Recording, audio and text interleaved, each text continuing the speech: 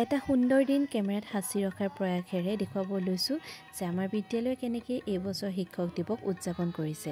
প্ৰত্যেক বছৰৰ দৰে এই বছৰো ছাত্ৰ ছাত্ৰীসকলে লগ হৈ এই অনুষ্ঠানটি আয়োজন কৰিছে। বিশেষকৈ নৱম আৰু দশম শ্ৰেণীৰ ছাত্ৰ ছাত্ৰীসকলে দায়িত্ববোৰ লৈছে।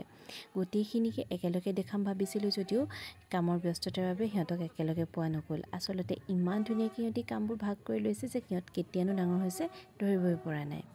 আৰু এয়া হৈছে পঞ্চম শ্ৰেণীৰ ছাত্ৰ নয়নমণি, আৰু নয়নমণিয়ে খুব সুন্দৰকৈ গীটাৰত আমাৰ ৰাষ্ট্ৰীয় সংগীতটি বজাইছে। আৰু এতিয়া দেখাব লৈছোঁ এই কণমানিকেইটা, এয়া হৈছে একদম তৃতীয় শ্ৰেণীৰ ছাত্ৰ, লগতে এজন বা দুজন প্ৰাক প্ৰাথমিক 1ৰো আছে বাৰু।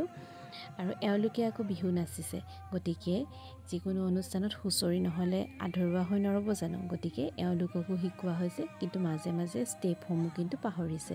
স্কুলৰ প্ৰগ্ৰেম যিহেতু আমি নাচতকৈ কিন্তু ফূৰ্তিটোহে বেছি মনোযোগ দিব লাগে। আৰু এয়া হৈছে অষ্টম শ্ৰেণীৰ ছাত্ৰ সৌৰভ। সৌৰভেও খুব সুন্দৰকৈ গীটাৰত অংগৰাগ পাপন মহন্তৰ এটি খুব ধুনীয়া গীত পৰিৱেশন কৰিছিলে।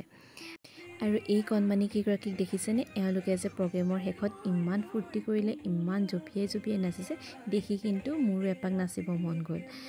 আচলতে স্কুলৰ যিকোনো প্ৰগ্ৰেম হ'লে আমাৰ এনেকুৱা লাগে যেন আমাৰ ঘৰৰে এটা প্ৰগ্ৰেম হৈছে। আৰু সেইকাৰণে সকলো ছাত্ৰ ছাত্ৰীয়ে শেষত একদম হেঁপাহ পলুৱাই নিজৰ মনৰ ইচ্ছাৰে ফূৰ্তি কৰিছে। বাহিৰত নাচিছে, ষ্টেজৰ ওপৰত নাচিছে।